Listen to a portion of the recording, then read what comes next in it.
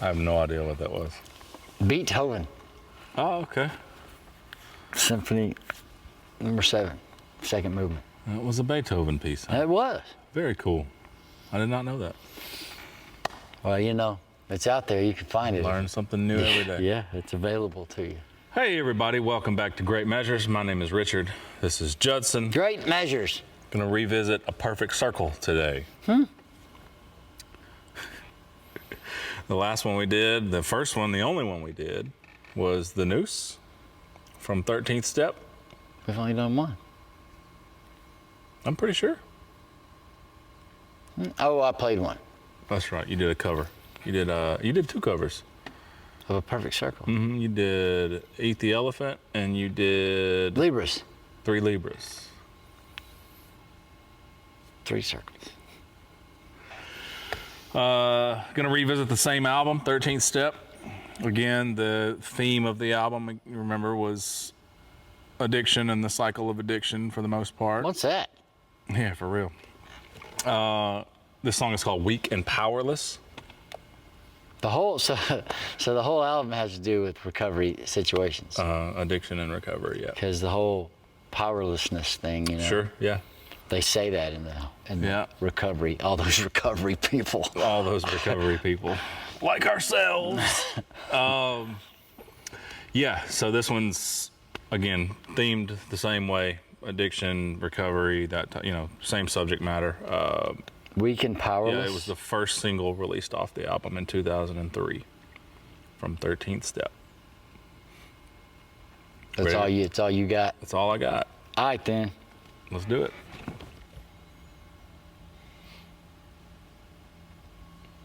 Ready to roll? Proceed, Richard.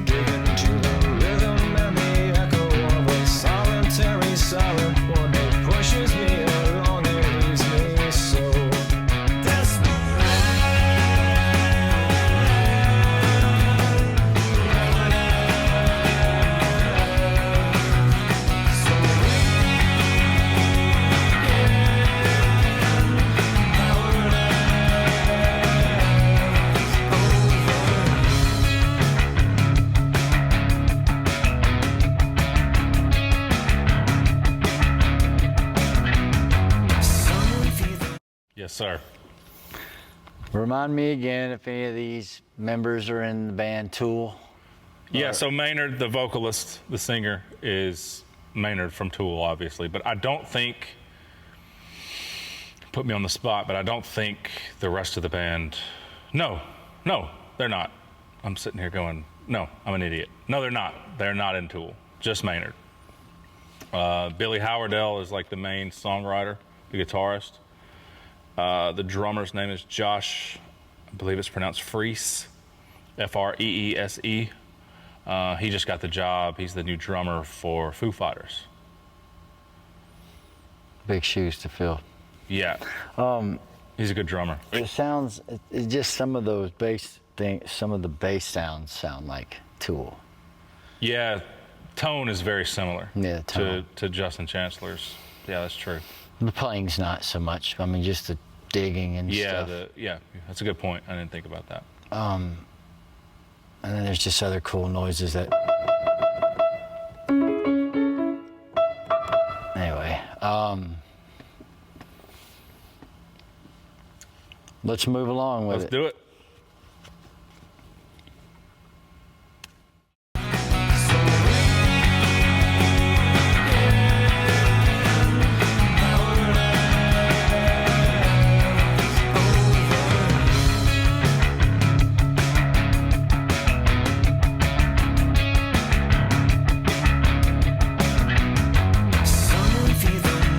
While I dig in search of China, what is Dracula's? I approach the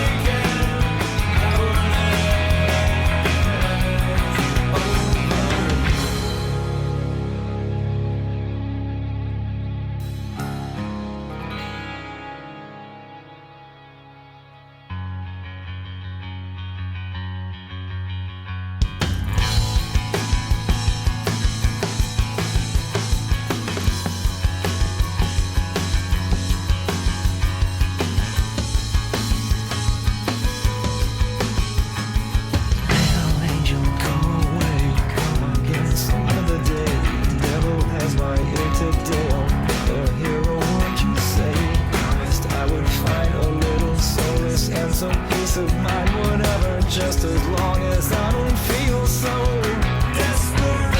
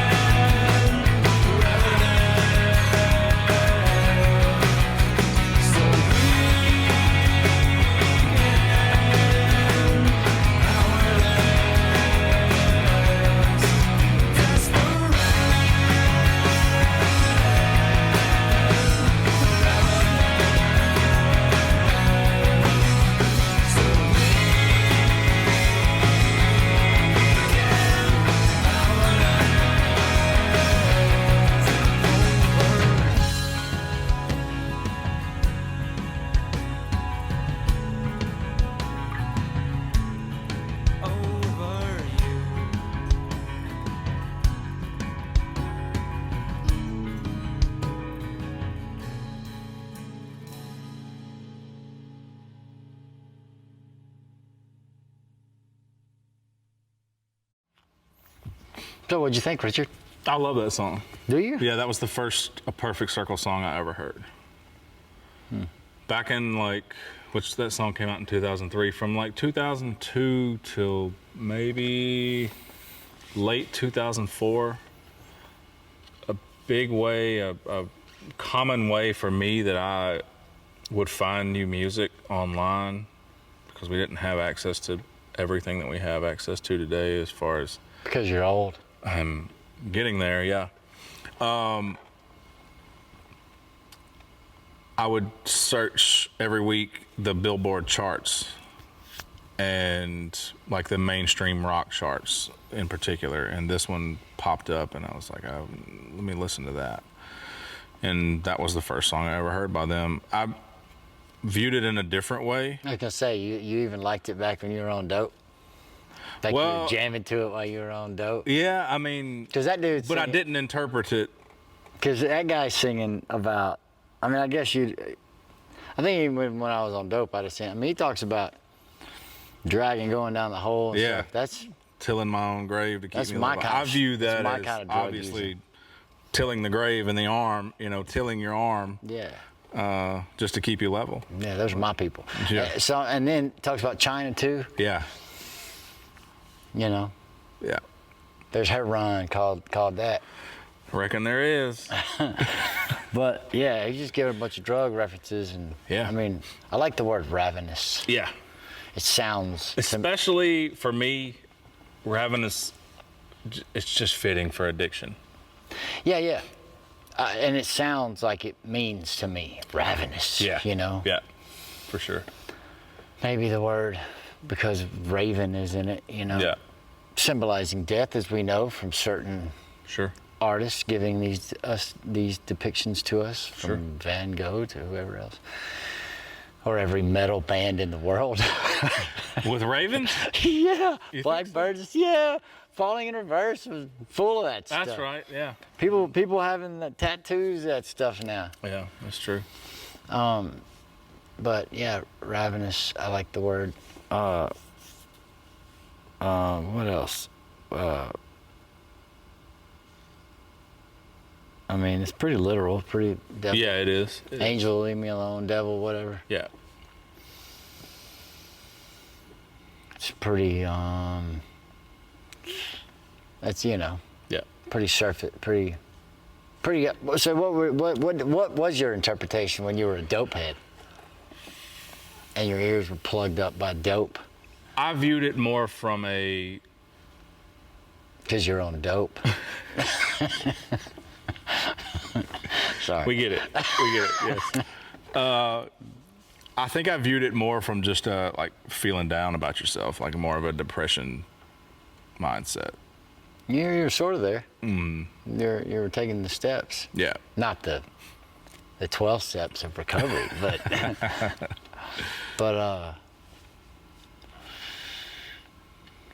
yeah, I don't know.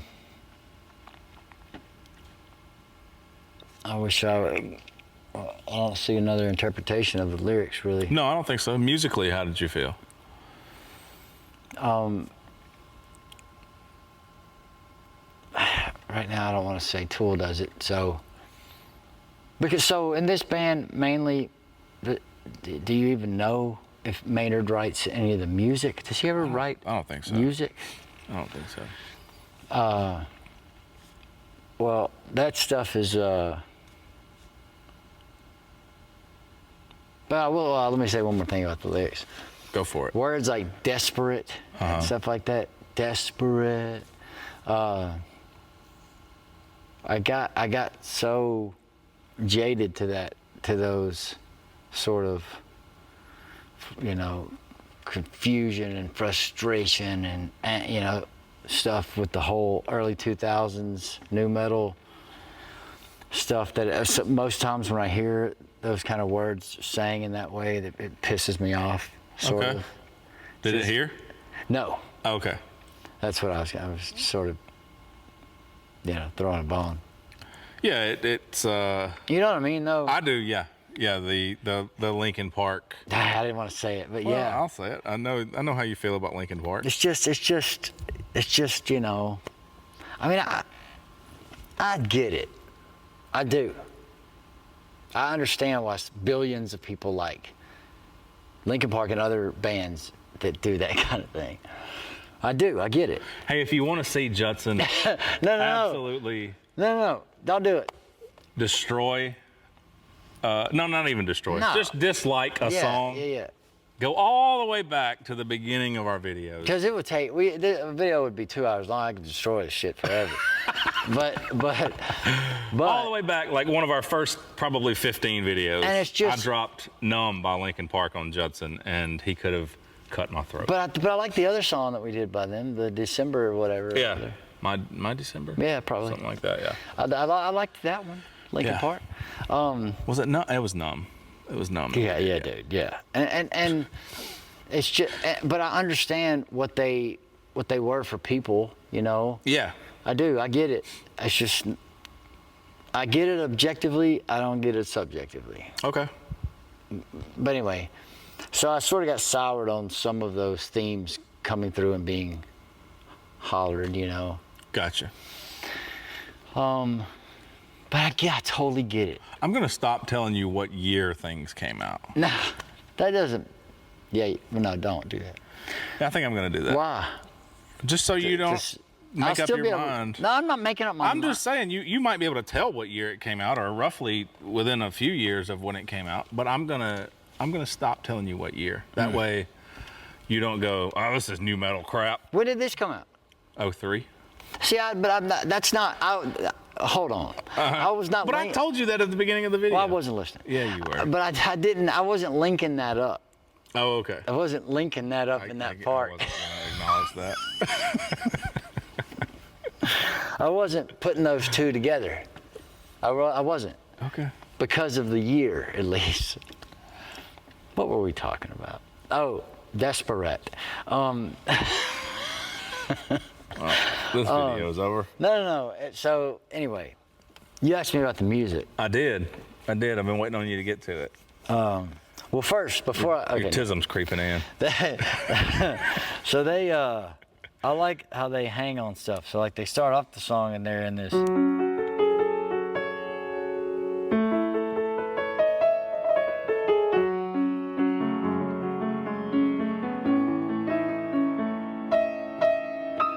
Those are the things they were playing then when it was like ding ding. Yeah. Because the song's in that key. They start off with this. So it's like they're kind of putting you in this floaty space, sort of. Sure. You know what I mean? Yeah. They don't bring you into the resolution of whatever key the song's in until later. They do it a couple times. They start the song that way, and then the bass kind of the stuff towards the end. And I like that. I like that whole kind of floaty thing, and then drop it onto the boom. Yeah. I like all the guitar work. Some of those. It's interesting whenever you hear some of those noises, and I like anything that's in a flow or a a constant and not even I'm not even talking about mathematical, because I like the more you wait a little bit to where That's why I had trouble with some electronic music, because it's too. I like the lull. Mm-hmm. You know what I mean? Sure. And so they're playing all those other notes every now and then, but you don't know if it's the guitar or if they're doing It's actual keys or. Yeah, and I like that. I like that sometimes you have to really listen to see, and you may not even know what instrument it is, but the tones are there, and I don't know. It's just a piece. Yeah.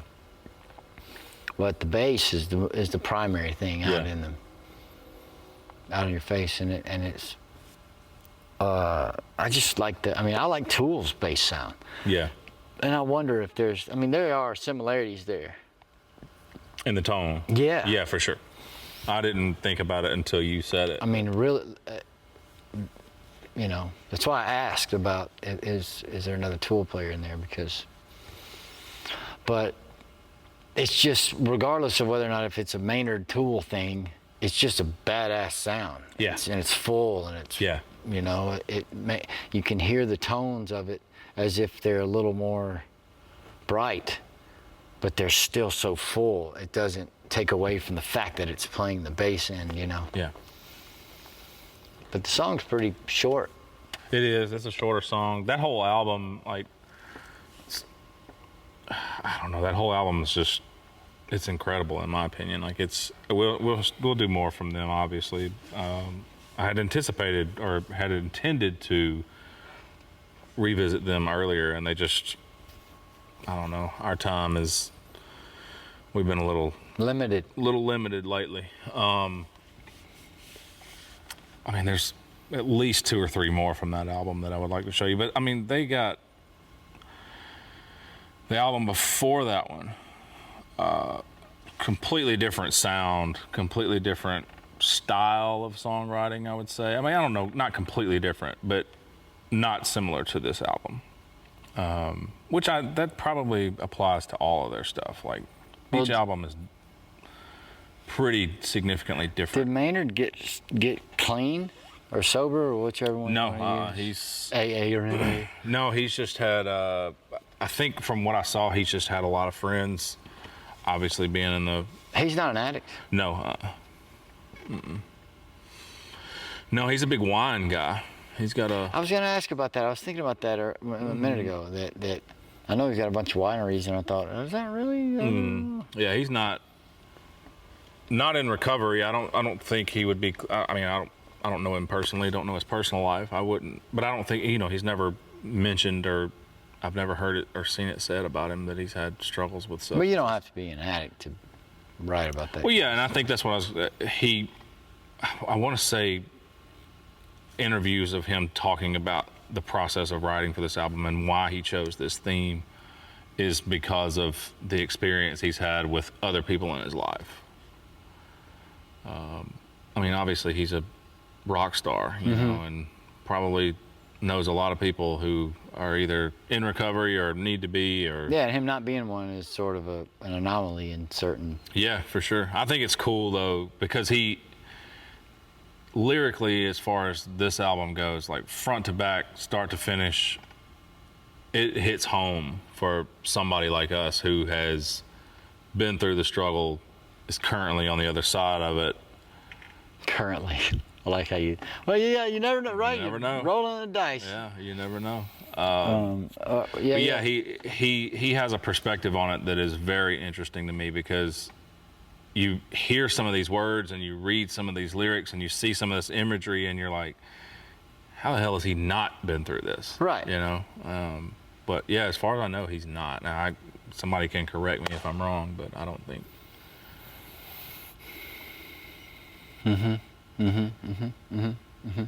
Anything else? No, I have a sliced cheesecake. Thanks for watching, everybody. We are Great Measures. My name is Richard. This is Judson. Cheesecake. Great Measures. That was Weak and Powerless by A Perfect Circle. Hope everybody has a wonderful day.